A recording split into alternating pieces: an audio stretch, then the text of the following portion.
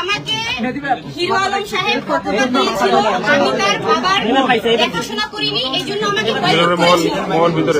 কিন্তু তার বাবাকে দেখাশোনা না করার পিছনে যে কারণটা ছিল সেটা আমি বলেছিলাম আপনাদের। আমার জীবনে 3টে নারী এসেছে, 3টে নারী।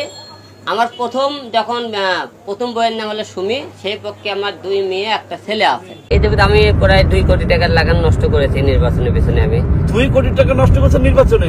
4টে নির্বাচন করছি, প্রায় 2 কোটি টাকা লাগান নষ্ট হয়েছে। আসসালামু আলাইকুম, আমি আপনাদের কাছে দেখাবো এবার হিরো আলমের সবকিছু ফাঁস করে দিলেন তার স্ত্রী রিয়ামণি। কিন্তু কেন, যা জানলে আপনারা অবাক হয়ে যাবেন। তো আজকের এই ভিডিওগুলো অত্যন্ত গুরুত্বপূর্ণ। তো আমি আশা করবো যে আপনারা সম্পূর্ণ ভিডিওটি দেখবেন, আর এই সম্পূর্ণ ভিডিওটি দেখলেই বিস্তারিত জানতে পারবেন। আর এই ভিডিওগুলো দেখানোর আগে আপনাদের কাছে আমার ছোট্ট একটি রিকোয়েস্ট, আপনারা যদি আমার চ্যানেলে নতুন হয়ে থাকেন তাহলে নিত্য আপডেট নিউজ সবার আগে পেতে আমার এই চ্যানেলটি সাবস্ক্রাইব করে আমার সাথেই থাকুন। আর এখন চলুন কথা না বাড়িয়ে আমরা এক এক করে ভিডিওগুলো দেখে আসি। আমাকে হিরো আলম সাহেব ফটোটা দিয়েছিল, আমি তার বাবার দেখাশোনা করিনি, এই জন্য আমাকে কিন্তু তার বাবাকে দেখাশোনা না করার পিছনে যে কারণটা ছিল সেটা আমি বলেছিলাম আপনাদের। আমি বলেছিলাম যে হিরো আলম পরকীয়ায় জড়িত আছে, যার কারণে পরকীয়া নিয়ে তার সাথে আমার 8 মাস আগে থেকেই দ্বন্দ্ব। 8 মাস যাবত তার সাথে আমার দ্বন্দ্ব, কিন্তু দ্বন্দ্বর মাত্রাটা বেড়ে যায় বাবা যখন মৃত্যু সজ্জায়, তখন হচ্ছে তার সাথে আমার দ্বন্দ্বর মাত্রাটা অনেকটা বেড়ে যায়। আর পরকীয়ার যে কথাটা আমি বলেছি, সে বলেছে প্রমাণ নিয়ে কথা বলতে, প্রমাণ নিয়ে কথা বলতে বলেছে, তাই আমি আপনাদের সামনে প্রমাণ হাজির করেছি। এই হচ্ছে সেই মিথিলা, যার সাথে তার গত 8 মাস যাবৎ সম্পর্ক। আমি যতটুকু জানি, আমি স্ত্রী থাকা সত্ত্বেও সে এই মিথিলার সাথে তার সম্পর্ক। মিথিলার কাছ থেকেই শুনেন সম্পূর্ণ কথা, মিথিলার কাছ থেকে আপনারা এখন শুনে নেন। মিথিলা, আপনার পরিচয় বলেন।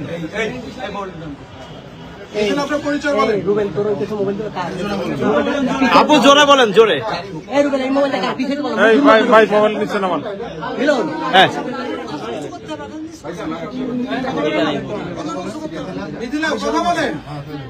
আপু জোরে বলতে হবে। আমি আরেকটু বলি, মিথিলা কিন্তু বগুড়াতেই ছিল। মিথিলা তার বাবার লাশের সাথে বগুড়া ছিল। বগুড়া থেকে মিথিলাকে টর্চার করে, আপনারা ভিডিও ফুটেজ দেখবেন, টর্চার করে ওনাকে বের করে দেওয়া হয়েছে। ইভেন আমি হচ্ছে তার পাশে দাঁড়িয়েছি, আমি তার পাশে না দাঁড়ালে সে বলেছে সে সুইসাইড করে ফেলতো। তার মুখ থেকেই আপনারা শুনেন। আচ্ছা, আমরা একটু মিথিলার কাছ থেকে শুনতে চাই কি হয়েছে, কিভাবে আলমের সাথে বিয়ে হয়েছে বলেন। আমি কথা বলার সময় কেউ কথা বলবেন না, একটু জোরে বলবেন। আমি কিন্তু মিডিয়ার না, এই ফার্স্ট টাইম কিন্তু আপনাদের এতগুলো ক্যামেরার সামনে কথা ভাই মোবাইল নিচ্ছেন আমার। আমি কথা বলার সময় আপনারা প্রশ্ন করে আগে আমার কথাটা। হ্যাঁ, কুয়াই সবাই কেউ কথা বলবো না প্লিজ। আমি ওনাকে এখান থেকে 1 বছর আগে প্রথম ফোন করি, আমার একটা মাছের বিজনেস আছে, আমি কথা বলার সময় প্লিজ কেউ কথা বলবেন না। আমি তাকে ফোন করি টিকটকের মাধ্যমে, তাকে মেসেজ করি, করার সঙ্গে সঙ্গে সে আমাকে নাম্বার পাঠায়, ভাই আপনার সঙ্গে কথা বলি। তখন আমি আমার মাছের বিজনেসে লাইভের কথা বলি যে আপনি কি আমাকে লাইভ করে দিবেন, আপনার নিলয় আলমগীর ওয়াইফ উনি কোথায়। পরে আমি চিন্তা করলাম উনিও তো ভাইরাল পারসন, তাহলে ওনাকে বলি, তো উনি রাজি হয়ে বললো কি যে তাহলে তুমি আমার অফিসে আসো। আমি চিন্তা করলাম আমি একটা মেয়ে মানুষ একা একা অফিসে যাব।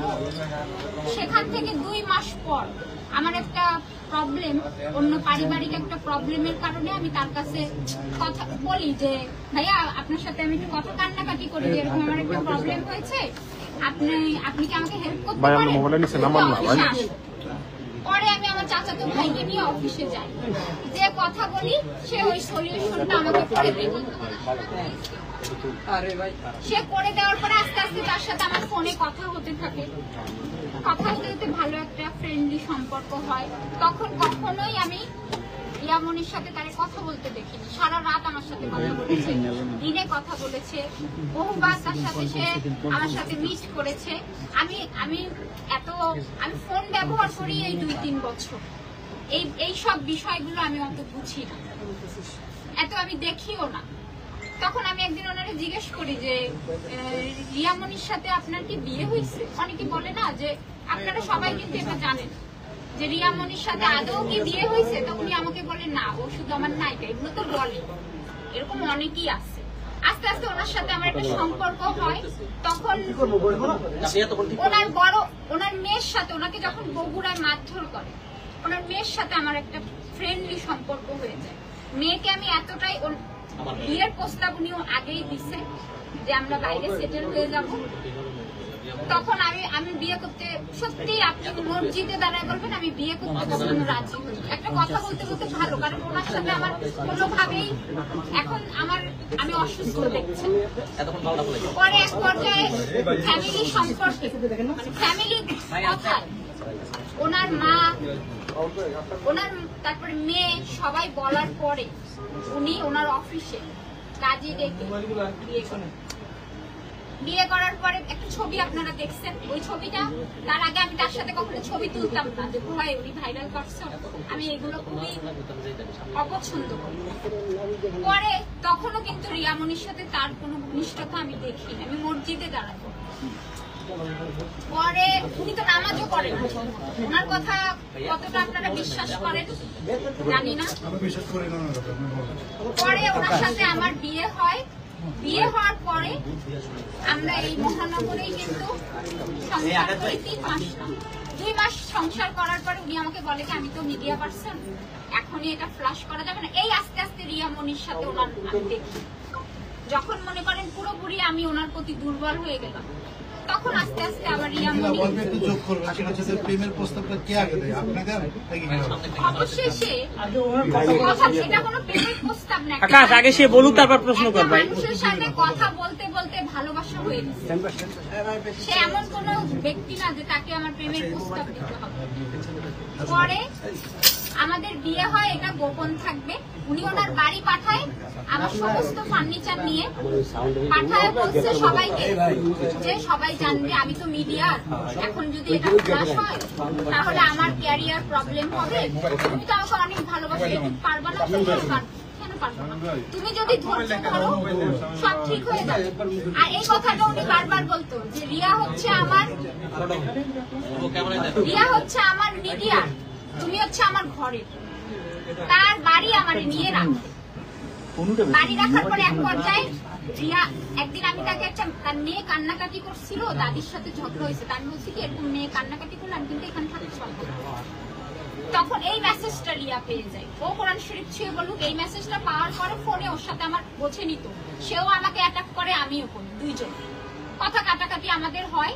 পরবর্তীতে ও জানার পরে ও কিন্তু বগুড়ায় যায়, যে আমাকে দেখে। তারপরে আলমের সাথে ওর আমার রূপটা আস্তে আস্তে, আমার কিছু কিছু কথায় আমার খারাপ লাগে, যে আমি একটা কথা ওরে বলতাম, আমি কিন্তু ঘাড়ে উঠে যাওয়া মেয়ে না, আমি লক্ষ টাকা খরচ করে আমার ঘরের, আপনি মহানগরে যে বাসায় ছিলাম শুনবেন, বলতো কি এত ফার্নিচার একটা ঘরে থাকে, ওর পুরো ডুপ্লেক্স বাড়ি ভরে গেছিল। মহানগরে বাসা ভাড়া নিয়েছিল, আমি বলেছিলাম আপনারা বিশ্বাস শোনেন, পরে কি হয়েছে আমরা প্রশ্ন করবো, আগে কথা বলতে দেন। পরবর্তীতে ওখানে আমি মানে মেন্টালি ভাবে আমি মেনে নিতে পারিনি খারাপ ব্যবহার, যখন ওর সাথে মিডিয়ায় কাজ করা লাগে, ওর সামনে আমাকে গালি দেয়, পেছনে আমাকে সোনা পাখি ময়না পাখি বলে শান্তি, এটা না আমি মানে টর্চারিংটা আমি নিতে না পেরে আমি ঢাকা ব্যাক করলাম। ব্যাক করার পর তার সাথে টোটালি আমি যোগাযোগ বন্ধ করে দিলাম। তার মেয়ে ফোন দিচ্ছে, দেখেন আপনারা ভুল বোঝাবুঝি করেন, আপনি আবারই হয়ে যান, তার বড় মেয়ে আর এই আস্তে আস্তে আবার কথা হয়, কথা হতে হতে আমি আবার আমার বিজনেসটা, আমি একটা বিউটিশিয়ান, আমি টাকা পয়সা অ্যারেঞ্জ করে আমি সুন্দরভাবে আমি আবার বিজনেসটা দাঁড় করাই। এর ভেতরেই তার বাবা অসুস্থ খবর শুনছি। প্রথমেই যখন ওনার বাবা অসুস্থ হয়, তখন পুরো হসপিটালে যাওয়া সহ মাঝে মধ্যে আসছে, সবকিছু দায়িত্বই আমার কাছে দিচ্ছে। ভালো কথা, এই যে 32টা দিনও আমি ছিলাম, নিউরোসায়েন্স হসপিটালে যাবেন, সে সবাইকে বলছে ওখানে যে ম্যাডাম আপনাদের হোটেলে যে বলেন, সর্বতালা বলেন, তারপরে হচ্ছে আপনার তার মেয়ে, বড় মেয়ে বলছে আমার আম্মু, সবাই আমার বলছে কে কিভাবে হয়, তার বড় মেয়ের বয়স হচ্ছে 18 বছর, 17-18 বছর, আর সেখানে আমি আর সে তো খুব কাছাকাছি বয়স। আমি অনেকে আমি বলতে ওনার প্রথম ওয়াইফের, কিন্তু ও আমাকে মায়ের মতো ভালোবাসে। আমি ওকে, ওর আর আমার বন্ডিংটা যে কতটা ভালো সেটা আপনারা নিউরোসায়েন্স হসপিটালে 6 তলায় যে আয়া থেকে বুয়া থেকে সবার কাছে জিজ্ঞেস করবেন। সে যে আমাকে এখনো পর্যন্ত কালকে রাত পর্যন্ত বলতেছে যে জান তুমি একটু চুপ হয়ে থাকো, আমি সব ঠিক করে নেবো। আমি কি বলবো, রিয়া ছেড়ে দেবো, তারপরে বলবো এই মেয়ে নিয়ে এই হয়েছে, এখন আমার বিয়ে করতে হবে। কিন্তু আমি না মেন্টালি ভাবে ওই বাসায় বাবা মারা যাওয়ার পরে প্রতিনিয়ত না ওই টর্চারিং হচ্ছিলাম, আমি নিতে পারতেছিলাম না যে পরকীয়া না, এই কথাটা আমি না নিতে পারি। আমি না বাসায় অস্থির হয়ে যাচ্ছিলাম, আমার বুক ব্যথা করতো, খারাপ লাগতো। সমাজের কাছে আমি কি এই কথাটা নিয়ে ওর সাথে আমার তর্কতর্কি হয়ে আমাকে প্রচুর পিটাইতো। রিয়ার সাথে রিয়া আমার ফোন দেয়, প্রথম ফোন কিন্তু রেকর্ডিং হয়নি। রিয়া তুমি যে ফোন দিছিলা, পরে কিন্তু আমি তোমার যে রিয়ার সাথে আমি কথা বলছি ও আমারে কি বুঝাইছে, আমি তো এত কিছু বুঝি না। রিয়ার সাথে কথা বলে ফোন আমরা কেটে দিছি, ও এসে আমাকে ফোন দেওয়াইছে, ও আমাকে দিয়ে বলাইছে, তার ভিতরে আমি ভুল বললে আমাকে পিটাইছে। রিয়া বলছে তোমার পাশে কি ও আছে, বাজে ভাবে বলছে যে তোমার পাশে কি ও আছে, রিয়া বলছে। পরে ও আমার সাথে করে, ওর সাথে আছে আলামিন আর হচ্ছে সেলিম, সারা রাত জেগে এডিটিং করে কেটে কেটে। এদের অভ্যাস কি, আমি যে গালি দিচ্ছি আমি তো একটা গালি শুনছি তারপরে দিচ্ছি, রাইট? ওরা কি করে, কেটে কেটে এরা মিডিয়ায় প্রচার করে। ভাই আমি মিডিয়ার মেয়ে না, আজকে এখানে আসতেও চাইনি। এখন সে আমার একটাই কথা, সে যদি অস্বীকার করে যে আমি তার বউ না, তাহলে সে ধর্ষক। আপনাদেরকে আমি দেখাই, এই দেখেন। তারপর আরো হসপিটালের ঘটনা বলছি। এখন ধামাচাপা দেওয়ার জন্য আপনাদের মিডিয়ার ভয়ে আমার কাছে সে না স্বীকার করে না, কিন্তু সে বলছে এখন আমি স্বীকার করতে পারবো না সমাজের কাছে। আরে ভাই তুই এগুলি কি বলতাছিস? আমি অসুস্থ হয়ে পড়লাম, ও আমাকে কি বললো কি, তার কথা শেষ হোক। ও আমাকে বলছে যে জান তুমি কিছুদিন ঢাকায় থাকো, পরিস্থিতি ঠান্ডা হলে তুমি বাড়ি চলে আসো। ও আমাকে নিয়ে গেল বাস স্ট্যান্ডে, বাস স্ট্যান্ডে যাবো, ওখানে আমি সেন্সলেস হয়ে পড়েছি। পরে ওর খালা আমাকে নিয়ে হসপিটালে গেল সন্ধ্যায়, যাওয়ার পরে বললো কি আমি ওই প্রেগনেন্সি বাবু নষ্ট করায় ওর মেয়ের মন খারাপ হয়ে গেছে। ডাক্তার আমার নিষেধ করছে যে এবার যদি তুমি নষ্ট করো তাহলে কিন্তু তুমি বাঁচবা না। আমার চেহারা দেখে তো বুঝতেছেন ওর মেয়ের বড় মেয়ের মন খারাপের জন্য আমি এমএম কিট খাই। তারপরে এই 3-4 মাস ধরে না আমি তো ব্লিডিং হয়েই যাচ্ছে। আমি ওই ওর বাবারে নিয়ে দৌড়াদৌড়িতে আমি নিজের দিকে খেয়াল করি। পরে হ্যাঁ প্রমাণ দেখাচ্ছি। পরে কষ্ট করে একটু এইদিকে দেন। এই শোনো, এই আগে আমরা চলে যাই ওইখানে। আমি ক্যামেরা মিডলে বসে ভাইয়া আপনারা পেজের ওইখানে ক্যামেরা তিনটা মোবাইল নিয়ে রাখছেন কেন? শুনেন, যে কেউ প্রশ্ন করবেন না, পাতনামি করেন না, প্রশ্ন করবেন না যে কেউ। আমি কথাটা শেষ করি। তারপরে উনি কি করলো, ওনার খালা আমাকে হসপিটালে নেওয়ার পরে টেস্ট করে বললো কি ওটা মানে ওই যে বাচ্চার যে ফুলটা রয়ে গেছে আর ওইটা ইনফেকশন হয়েছে। কথা শুনছেন আপনারা? আরেকবার বলুন। ওই হসপিটালে আল্ট্রাসাউন্ড করার পরে কথা বলো না। আল্ট্রাসাউন্ড করার পরে বলছে কি কথা বলতে না কর, দেখো চল নিয়ে আসুন বেড়া। আরমান মানে কথা বলতেছে, সাইলেন্ট কথা বলতে না কর। কথা কই বললো আরমান? কথা বলছে হয়েছে হ্যাঁ আপু আপু আপনি এই উপরের থেকে কথা বলতেছে, ওইটা দেখাও না তুই। এই শোনেন কথা। হ্যাঁ আপু বলেন বলেন। পরে হচ্ছে ওনারা কি করলো, আমাকে আলিফ ক্লিনিক, ওনার মা বলছে কি সরকারি হসপিটালে না, আলম বলছে ও যাবে না, সরকারি হসপিটালও চিকিৎসা নেবে। পরে আলিফ ক্লিনিকে ওর খালা নিয়ে গেল, নেওয়ার পর আল্ট্রাসাউন্ড করে বলছে কি যে ফুল থাকে না ওইটা রয়ে গেছে, ওটা ইনফেকশন করে ফেলছে, ইমিডিয়েটলি ওটা হচ্ছে ডিএনসি করাইতে হবে।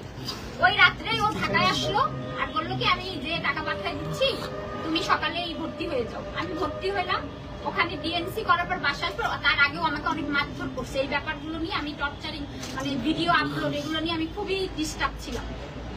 আমার এখানে মারা, মাজায় মারা, পিঠে মারা, ওর মাটা সবার সামনে। ওদের এখন একটাই গায়ে জ্বালা, ওর মা ফ্যামিলির সবার, যে আমি একটু সরে যাই, কারণ তাদের ছেলেকে এই ব্যাপারটা নিয়ে ওকে ব্লেম দাও, এই ব্যাপারটা নিয়ে হচ্ছে তাদের ছেলেকে বাঁচাইতে হবে। কিন্তু আমি তো একটা অসুস্থ, আমি আসার পরে আমি ঘুরে ঘুরে পড়ে যাই। হ্যাঁ। তারপরে শোনেন, ও আমারে বললো ও ঢাকায় চলে আসলো, হসপিটালে ওরে নিলে একটা হই হই হবে, আমি সব মেনে নিচ্ছি। হসপিটালে যাওয়ার পরে এই দেখেন আমার ওষুধ আমি খাইও নি, এখনো খেতে পাচ্ছি না, খাবারই খেতে পাচ্ছি না, 10-12টা করে ওষুধ আমি কিভাবে খেয়েছি। ওখান থেকে আসার পরে আমি ঘাড় উঁচু করতে পারি না, কারণ মেয়েদের ব্যবহার খুবই খারাপ, যে কোনো বিষয় আমার সাথে খারাপ ব্যবহার। এক পর্যায়ে আমি যেদিন চলে আসবো ওনার গরমে আমার গায়ে হাত দেয়। এই কথা ওরে যে আমি ভালোবাসি, পুরো নিউরোসায়েন্স হসপিটালে বলবেন। এই যে এইটা কি আপু ধরেন, এগুলো আপনার ছবি নিয়ে নিয়েন। এই যে দেখেন আলম, আর ওখানে আপনি আরিফ ক্লিনিকে যে সিগনেচার ওর গরমে করছে, ও তো চলে আসছে ঢাকায়, আর ও খালা সিগনেচার করতে পারে না, আলো সিগনেচার করছে, যে মেয়ে ওরা কিন্তু রাতকে দিন করতে পারে, দিনকে রাত করতে পারে। এটা হওয়ার পরে আমি কি করলাম, আমাকে বললো কি যে আমারে বাসার থেকে বের করে ওর কর্মচারী জনিকে দিয়ে বগুড়া বনানী নামে এক জায়গায় আমাকে রেখে চলে গেছে। তখন না আমি এত কষ্ট লাগছে যে আমি অসুস্থ, ঠিক আছে সে আমার হাজবেন্ড, তাকে ভালোবাসি, তাকে বাঁচানোর জন্য ওয়াইফরা মিথ্যা বলবে না, বলতেই পারে না। আমি তখন না আমার এত খারাপ লাগছে, ও তো একটা লোক দিয়ে ঢাকায় আমাকে পৌঁছাইতে পারতো, যে তুমি অসুস্থ ঢাকায় একটা লোক দিয়ে আমাকে পাঠাইতে পারতো। বনানী দিয়ে যাওয়ার পর আমার অনেক কষ্ট লাগে, আমি থানায় চলে যাই, কোন থানায় যাইতো আমি তো বুঝি না, গামালু থানায় গেলাম, ওখানের মানুষ বললো সদর থানা যাও। সদর থানার লোক দেখে বলতেছে আপনার অবস্থা এতটাই খারাপ, আপনি আগে হসপিটালে ভর্তি হন। হসপিটালে ভর্তি হওয়ার পরে তো চিকিৎসা চলছে। কালকে আমাকে আলট্রাসোনা দিছে আর বলছে ইমিডিয়েটলি ব্লাড দিতে হবে। ওর বোনাই, ছোট বোনের হাজবেন্ড, নাম কি জানো, ডাকনাম শিশির, আর হচ্ছে আরেকটা মালিক, ও ডিশের ব্যবসা করে। ও আমাকে রাত 2টায় বলতেছে দেখা করবে, আমি নিচে নামছি, এর ভিতর অনেক মিডিয়া কর্মী এসে আমার কি ব্যাপার ভিডিও দাঁড়া দাঁড়া বাপ একটু দাঁড়ান, এদিকে কেন ভিডিও করতেছেন আপনি, কেন ক্যামেরা ধরলেন মিয়া, ফাইজলামি করেন নাকি ভাইজলামি, তখন এদিকে ধরলেন কেন আপনি, 10 বার না করছি আপনাকে মিয়া, বসে আছি ফাইজলাম, আপনি ক্যামেরাটা এদিকে ধরলেন কেন? আমাদের মোবাইলে চলে আসতেছে না, আর এই যে ব্রাদার আপনি আপনার মোবাইলটা বারবার ওই সামনে নিচ্ছেন। এই এই শামিম বাইর কর, তুলে দেন, ওদেরকে ব্যাগ দিকে ধরে এদিকে ধরো, আমি দেখাই মোবাইলটা, এই ভাই আপনি মোবাইলটা পিছন থেকে করেন না, জায়গায় মেগায় বসে ধুন বাইর করে ধুনটা তুলেন মিয়া, ডিলিট কর বাল, লাইভ কিছু পাস না কেন তুই, আমি তো দেরি নাই। বসে আছি কেন? ভাই অনেকে লাইভ আছে, এই আপনিও লাইভে আছেন, গালাগালি করেন না। কি আসবে ভালো সুন্দর পরে ওনার 2টার সময় এসে যখন ওইখানে মিডিয়া কর্মী দেখে চলে গেল, ভোরে ওনার ওয়াইফ মানে ওনার বোনের হাজবেন্ডেরও 2টা বিয়ে, ছোট ওয়াইফকে নিয়ে, মানে আমার ছোট ননদের সতীনকে নিয়ে ওনার বোনাই আসলো, এসে আমাকে নিচে নিয়ে কথা বলতে বলতে বলতেছে কি ভাবি চলেন আপনার একটু গোসল করায় নিয়ে আসি বাসা থেকে। বাইকে করে আমারে নিয়ে গেল, গোসল টোসল করে বুঝায় ভাইয়ের সাথে সব ঠিকঠাক হয়ে যাবে, আপনি রিলিজ হয়ে যান। পরে আমি হসপিটাল আসার পরে আলম বলছে কি যান তুমি ওখান থেকে রিলিজ হও, হওয়ার পরে আমি তোমাকে ঢাকায় নিয়ে এসে ব্লাড দেবো, তারপরে যা যা চিকিৎসা করা লাগে আমি করাবো। ওখানে আমি বলিই নাই রিলিজ হয়ে যাচ্ছে, আমি আলমের সাথে ঝগড়া, আমি হব না রিলিজ। ওর ওই যে ছোট বোনের সতীনকে বলছি তুমি চলে যাও, আমার জোরপূর্বক রিলিজ করায় তাদের বাসায় নিয়ে যায়, নিয়ে আমি যে মামলা করার জন্য যে আমি সরকারি হসপিটালে আমি ভর্তি হলাম সেই কাগজ, তারপরে আমার আরিফ ক্লিনিকের যে প্রেসক্রিপশন তারা সরাই ফেলছে। রাতে আমারে বলছে কি সারাদিন বলছে আমরা ভাইয়ের কাছে নিয়ে যাব, নিয়ে আপনাদের সংসারটা গুছাই দেব। যত রাত যাচ্ছে তাদের বিহেভিয়ার খারাপ হচ্ছে। পরে আমারে বলছে আপনি চুপচাপ ঢাকায় যাবেন, ভাইয়ের ব্যাপারে কোনো কথা বলবেন না, আর বগুড়ায় আপনি পা দেবেন না, তাহলে আপনার সমস্যা হবে।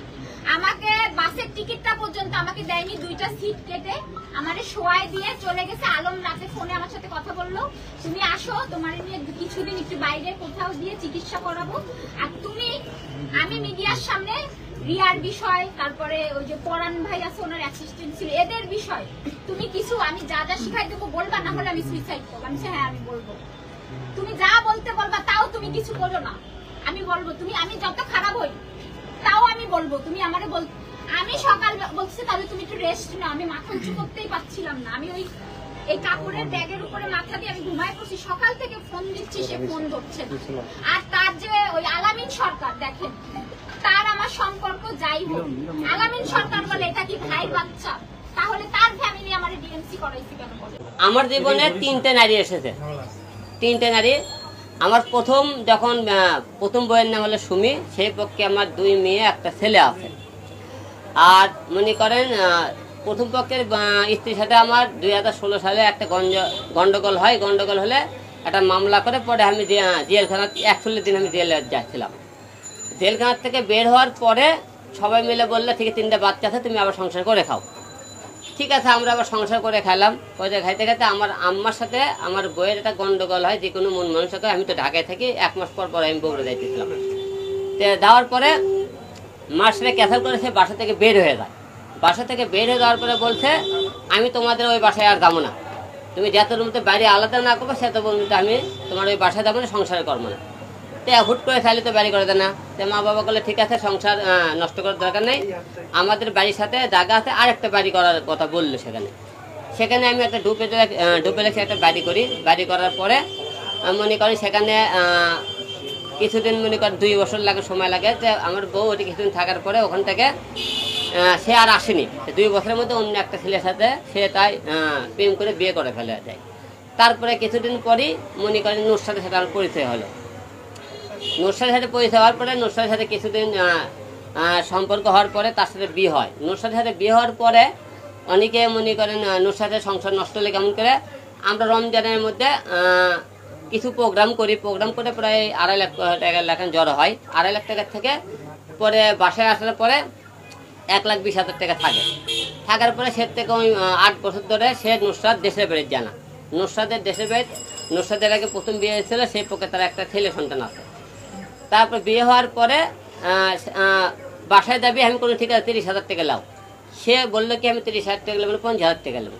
তো পরে রাগ করে করলে কি সে 1,20,000 টাকা ছেলে নিয়ে আসলে ওটা নিয়ে বাসা থেকে বের হয়ে যায়। বাসা থেকে বের হয়ে গেলে আমি কোনো একদিন হয়তো রাগ করে গেছে, আসবিনি। 2-4 দিন পরে 3-4 দিন পরে দেখি সে স্বামীর নামে একটা ছেলের সাথে বিভিন্ন জায়গায় মিউজিক ভিডিও করে। তারপরে মনে করেন করছে কি বিভিন্ন সার্কাস প্যান্ডেলে সে নাচ গান করে। নাচ গান করে সকলে আমি স্বামীর মনে করেন অনেক ভয় ভীতি দেখায়, নুসরাতকে অনেক ভয় ভীতি দেখায় না, এদেশে গান গাছ করতে হবে। যেহেতু এখন আমার বউ আছে, তো বউ থেকে গেলে নাচ গান করতে হবে, অনেক ভয়টাই দেখাইছিলাম। পরে সারাতে পারি, পরে নুসরাত বাধ্য হয়ে করে ডিভোর্স দিল আমাকে। ডিভোর্স দেওয়ায় তারপরে সে বিভিন্ন জায়গায় নাচ গান কাজ শুরু করলো। কারণ তার উদ্দেশ্য ছিল না সংসার করবে, সে সংসার করলে সে অন্য জায়গায় কেউ নাচ গান করলো না, হয়নি সে ডিভোর্স দিল না, হয়নি। নুসরাত কিন্তু এই কারণে ডিভোর্স দেয়। তারপরে যখন মনে করেন নুসরাত চলে যাওয়ার পরে আমার তো কাজকাম করতে হবে, তখন আমার হলে যে রিয়ামনির সাথে ফেসবুকে পরিচয় হয়। তারপরে রিয়ামনি সব খবর নিলাম, সে বারে ডান্স করে, রিয়ামনি মায়ামনি 2 জন বারে ডান্স করে। ডান্স করার পরে সেখান থেকে যোগাযোগ হওয়ার পরে আমি আমার সাথে কিছু প্রোগ্রাম করো। তো প্রোগ্রাম করতে করতে তার সাথে সম্পর্ক হওয়ার পরে তার সাথে আমার বিয়ে হয়।